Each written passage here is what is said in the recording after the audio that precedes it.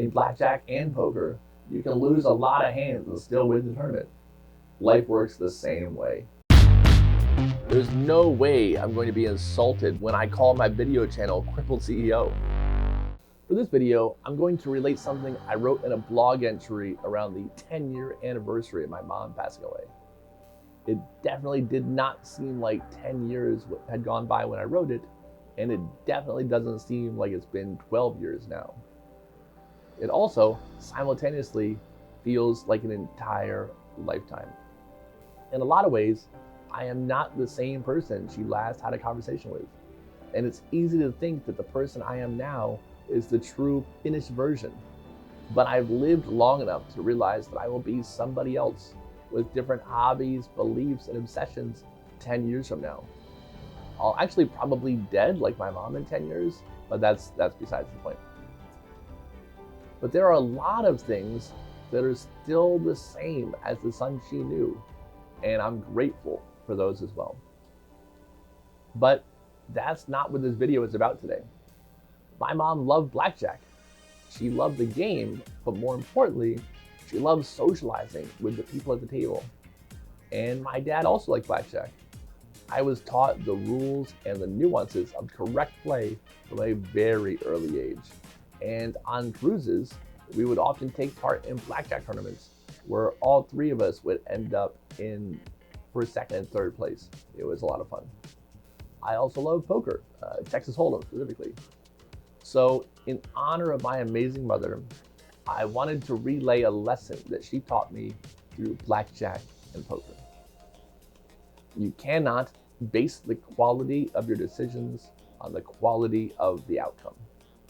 In chess, which is another game that I really enjoy, if you play all of the very best moves, you will win.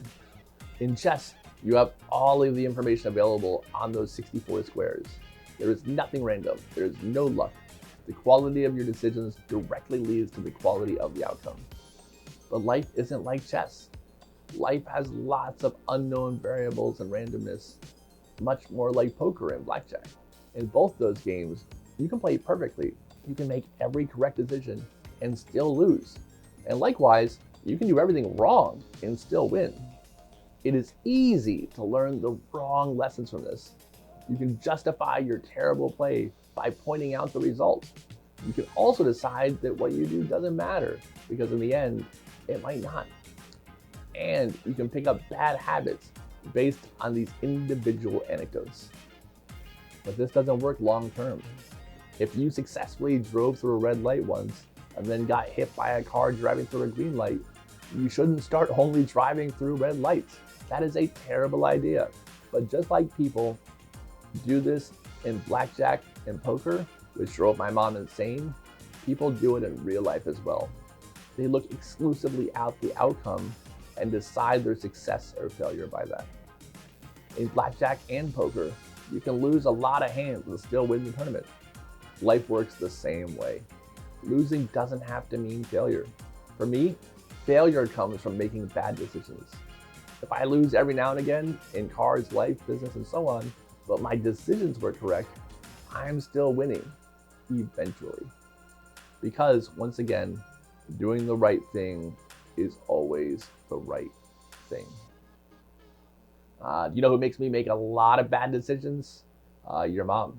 She's the worst. But the outcome is not so bad, at least not for me. Also, your mom subscribes to my channel and likes all my videos, and I think you should too.